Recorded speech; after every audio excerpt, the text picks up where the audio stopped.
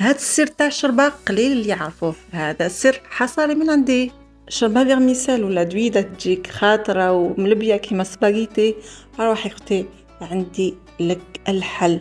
هي اون استيس نستعملها دايما في الشوربة باش تبقى على قوامها حتى الغدوة من داك وما تجيش ملبية وخاطرة كيما سباغيتي. اكيد الكثير يغلطوا هالغلطة. اروح نمد لكم لي زاستيس باش تكون الشوربة تاعكم بنينة بنينة، ولا حتى درتوها بالجو.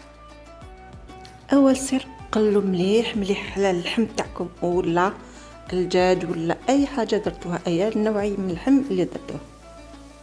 نزيدوا عليها البصل، نخليه يتقلى على نار هاديه، يتجمر يذبال بلا ما يتحمر. معاه الخضر تاني نخلوها تحمر ولا تاخذ القليه، ونمرقوا ونخليه يطيب. هذه هي لاصدر وشتوها، هو نحمروا ولا نحمسوا شويه فيرميسال في المقله هكا ابتي. مع الآخر هاد الرشة هي سر البنة تاع شوربة فيغميسال ولا أدويدة، تخليها ما شاء الله بنينة وريحتها تنفنف.